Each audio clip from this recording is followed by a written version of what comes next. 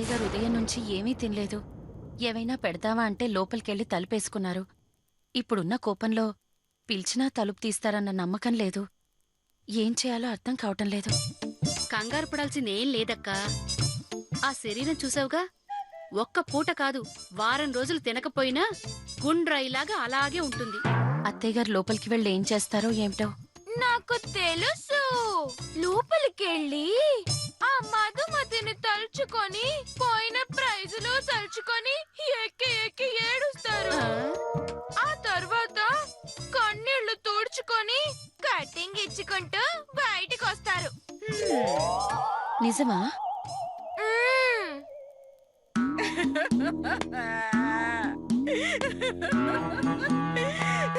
నా బాధ ఎవరికి చెప్పుకోనరా దేవుడు. అది అమ్మాయి కాదురా, హారర్ సినిమాలో ఆడ దెయ్యం, చంద్రముఖి సినిమాలో అరవ దెయ్యం. దాన్ని ఓడించటం నా వల్ల కాదురా దేవుడా దేవుడా. 3 ప్రైజులు నా 3 కొడళ్ళకు వస్తాయి అనుకుంటే 2 ప్రైజ్లు అది తన్నకపోయిందిరా దేవుడా దేవుడా. ఫ్రీగా విషయం ఇస్తే తిని పైసా ఖర్చు లేకుండా చచ్చిపోవాలనుందిరా దేవుడా దేవుడా.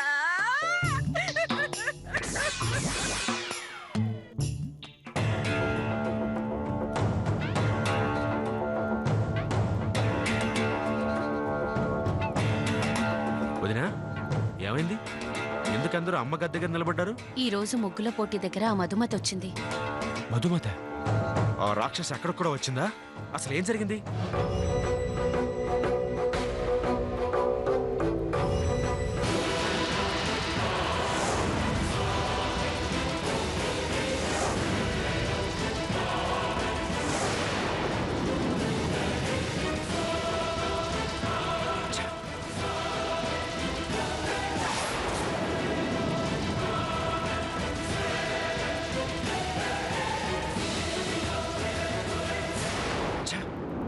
మళ్ళీ దెబ్బ కొట్టిందనమాట. ఇక దాన్ని క్షమించకూడదు. అమ్మా అమ్మా, తలుపు తీయమ్మా.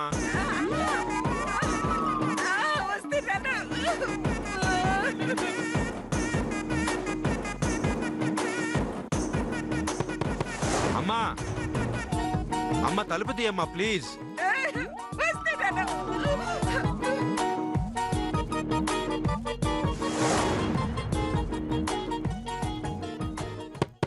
అమ్మా, ఒక్కసారి తలుపు తీయమ్మా. అమ్మా అమ్మా,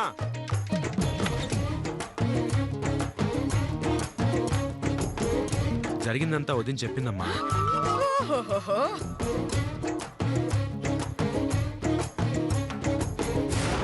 మనకు 10,000 రూపాయల ప్రైజ్ వచ్చిందని అందరికీ తెలిసిందన్నమాట. ఇంకే వెంటనే వెళ్ళి 1 కేజీ స్వీట్ కొనుక్కొచ్చి అందరికి పంచిపెట్టు.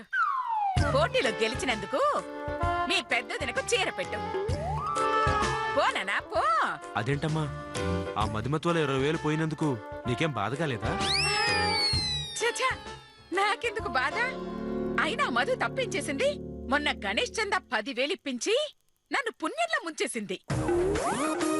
నిన్న వేలం పాటలో పాపిడి బిళ్ళ కొనిపించి నా పాపాలు పోగొట్టింది. ఈ రోజు ముగ్గుల పోటీలో నా 2 కోడలు వేస్ట్ అని తేల్చి నా గర్వం పోయేలా చేసింది. అన్ని మంచి పనులు చేసినందుకు సంతోషిస్తాం గానీ బాధెందుకు పడతాను చేతు. అమ్మా, నువ్వు నిజమే చెప్తున్నావా? నీతో అబద్ధం ఎందుకు చెప్తాను నాన్న? నిజమే చెప్తున్నాను. కాకపోతే మనకింత మేలు చేసిన మధుమతికి తిరిగి మనము మేలు చేసి ఆమె రుణం తీర్చుకోవాలి కదా. తీర్చుకుందామా? అర్థమైందమ్మా. మనతో 10,000 చందా ఇప్పించి మనల్ని పుణ్యంలో ముంచేసినట్టు దానక్క పెళ్లికి ఎక్కువ కట్నం ఇప్పించి అప్పుల్లో ముంచెయ్యాలి.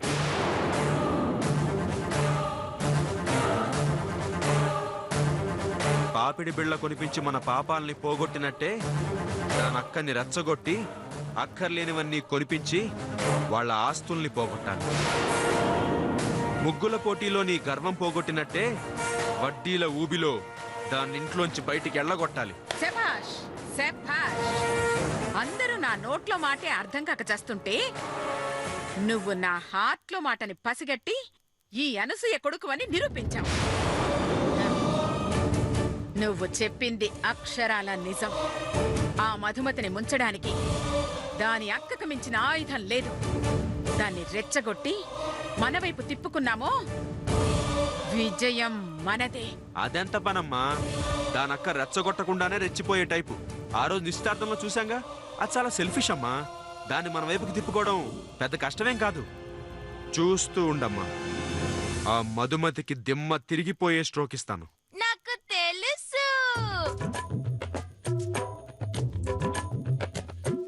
అత్త కోట అయిపోయింది. నెక్స్ట్ కోట కొడుకుదే అని. ఏంటి నువ్వనేది? నెక్స్ట్ కోట కొడుకేంటి? అంటే ఆ మధుమతి మీకు 3 సార్లు కోటింగ్ ఇచ్చినా చైతుకి మాత్రం 2 సార్లే ఇచ్చింది. ఈసారి చైతు ఆమె జోలికి వెళితే ముచ్చటగా 3సారి కూడా ఇచ్చేస్తుందని బాధపడుతున్నాను అత్తయ్య. ముగ్గేయటం చేత కాక సిగ్గు లేకుండా సెటర్లేస్తున్నావా? నీకన్నా తులసే నయ్యం. ఎప్పుడు పోగొట్టినా ఈ రోజు 10,000 రాబట్టి నా పరువు నిలబెట్టింది. అదే గనక ఓడిపోయింటే నగల ముగ్గు వేసినందుకు నీకు, దెయ్యం ముగ్గేసినందుకు దానికి, ఇద్దరికి పనిష్మెంట్ ఇచ్చుండేదాన్ని. కాకపోతే 1 కోటి క్యాష్ దాన్ని, 1/2 కోటి నిన్ను కాపాడాయి.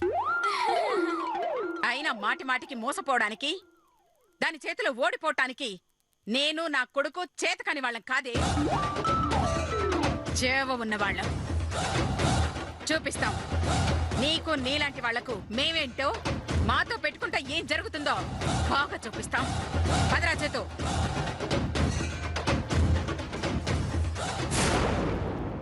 చీప్ తెలివితేటలు చూపించి చావు దెబ్బ కొట్టడానికి అక్కడుంది మంగ కాదే, మధుమతి. దాంతో పెట్టుకుంటే నీకు నీ కొడుక్కి ఇత్తడి బెళ్ళ మీద పొత్తడి బొమ్మ అయిపోద్ది.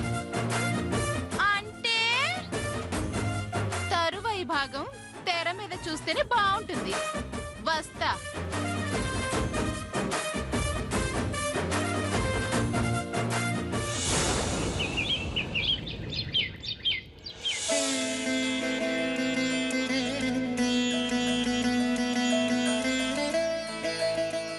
స్వామి, ఎలాంటి ఆటంకాలు లేకుండా మా అక్క పెళ్లి జరిపించే భారం మీది. ఈ మొదటి శుభలేఖను మీ ముందుంచుతున్నాను. ఆశీర్వదించి మీ చల్లని చూపు అనుగ్రహించండి.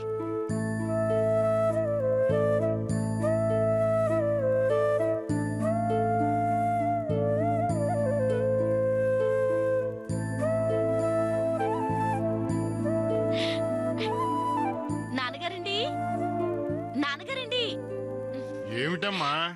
ఇదిగోండి, దేవుడి దగ్గరున్న శుభలేఖలు తీసుకొచ్చానండి. అమ్మా, నువ్వు కోరుకున్న శుభలేఖలే అచ్చు వేయించాను. సంతోషమేగా, చూసుకో.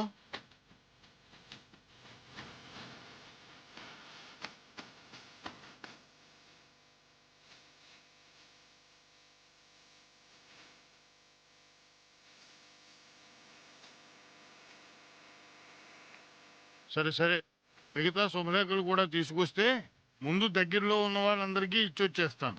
అలాగే నాన్నగారు. ఏమండి, వంట వాళ్ళని పూల మండపం వాళ్ళని మాట్లాడారా?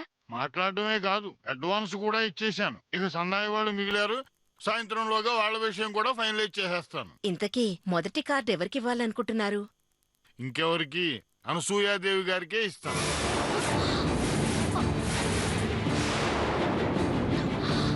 అనసూయాదేవిగా? అదేమిటి నాన్నగారండి, శుభమా అంటూ మొదటిసారి పెళ్లి చేస్తూ మొదటి శుభలేఖ ఆ దయ్యానికి ఇస్తారా?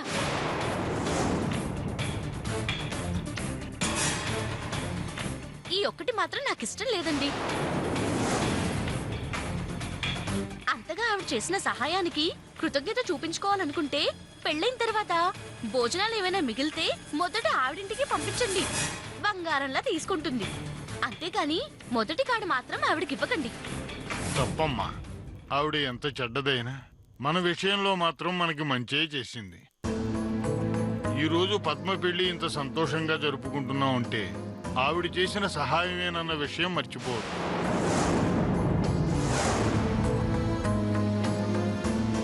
నిజంగా ఆవిడే కనుక సహాయం చేయకుండా ఉండి ఉంటే ఊహించుకోవడానికి కూడా నాకు భయంగా ఉంది.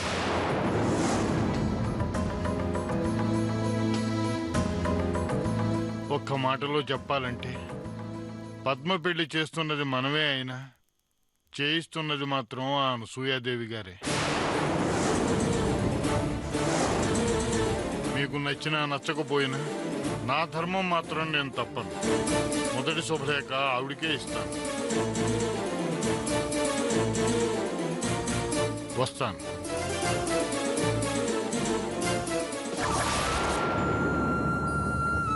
మీదింత మంచి మనసు కాబట్టే ఆ అనసూయలో కూడా మంచితనాన్ని చూడగలుగుతున్నారు. ముగ్గుల పోటీలో దెబ్బ కొట్టినందుకు నా మీద పగతో రగిలిపోతూ ఉంటుంది ఆ అనసూయ. మీరు వెళ్లి కాడిచ్చినా వస్తుందన్న నమ్మకం నాకు లేదు.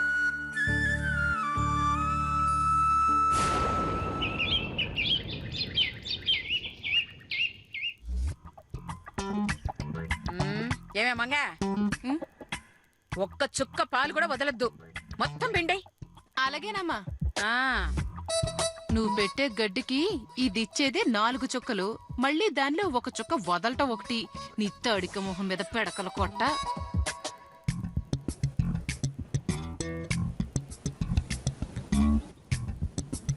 ఇదిగోండమ్మా.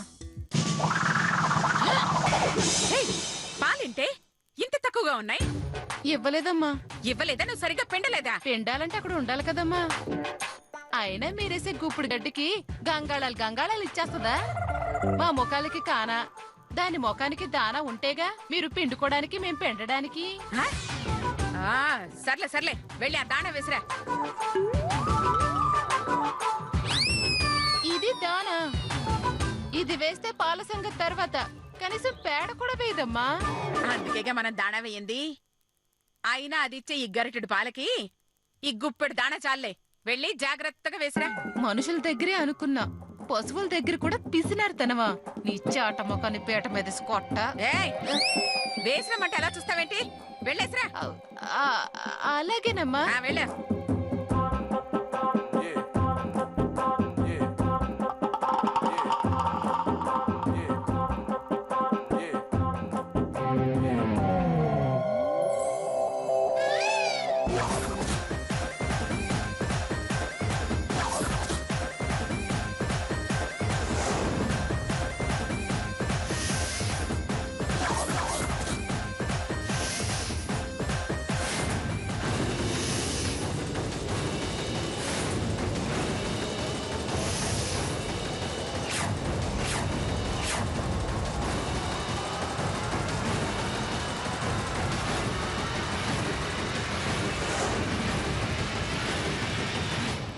హాయ్ అనసూయాదేవి గారండి.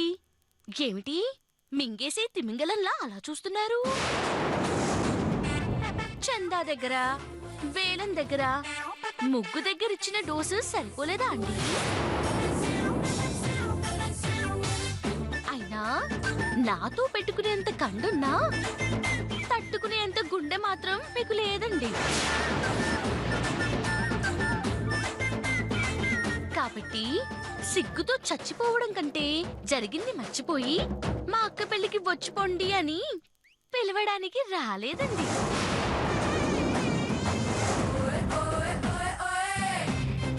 పెళ్లి భోజనాలు కదా, ఫ్రీగా లాగించేద్దామని ఫ్యామిలీ మొత్తం వస్తారేమో, కాళ్ళు విరక్కొడతారని చెప్పడానికి వచ్చానండి.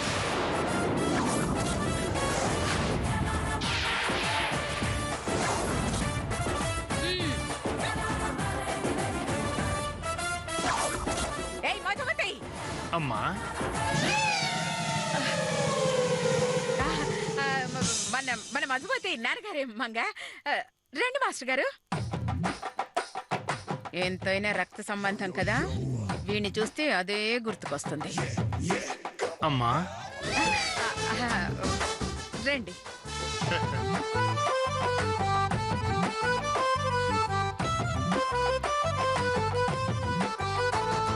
అమ్మా ఆ, ఎల్లుండే మా అమ్మాయి పెళ్లి. ఆ, మొదటి శుభలేఖ మీకే ఇస్తున్నాను.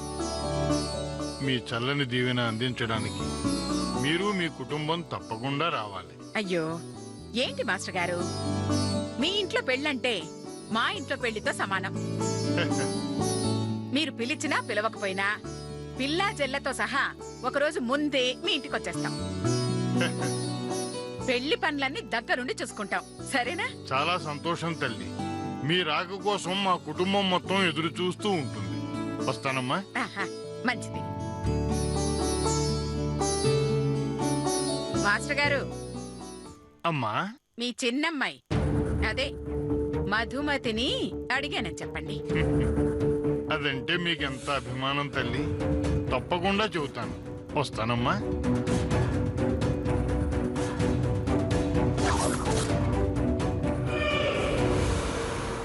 అభిమానమా తొక్క. ఒరేయ్ మాస్టారు, నువ్వు శుభలేఖిచ్చావు, నేను నీకు శుభం లేకుండా చేస్తాను. నీ చిన్న కూతురి అంతు చూస్తా.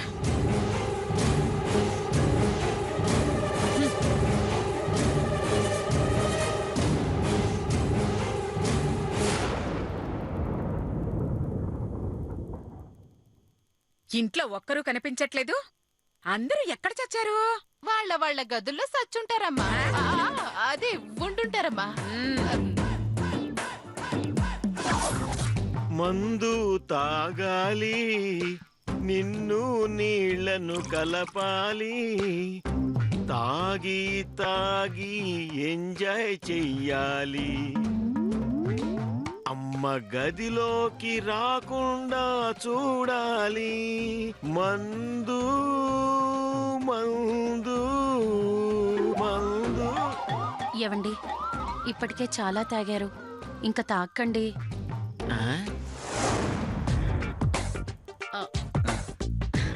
అవును, నిజంగా ఈ ఫేస్ ప్యాక్ వల్ల సమంత అంత గ్లామర్ గా తయారవుతానా? చిచి, నీకు సమంతకి సంబంధం ఏంటి బుజ్జి?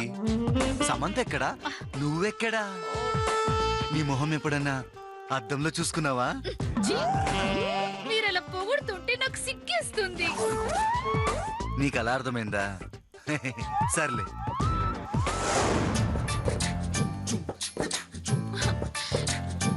ఈ కాకి నగలు కడుక్కోలేక చస్తున్నాను. నా నగలు బ్యాంకు నుంచి తెచ్చివచ్చుగా. నువ్వు అడగంగానే లటుకుని తెచ్చి నీ చేతిలో పెడతాగా. ఏమన్నా అరతలమా? 1/2 కేజీ బంగారం. అవి బయటికి రావాలంటే అమ్మ కరుణించాల్సిందే. నాకు తెలుసు, నా శాపాలకి మీ అమ్మ చేసే పాపాలకి ఏదో ఒక రోజు ఈ కాకి నగలు కూడా దొరక్క ఏడుస్తారు. సర్లే నోర్మే.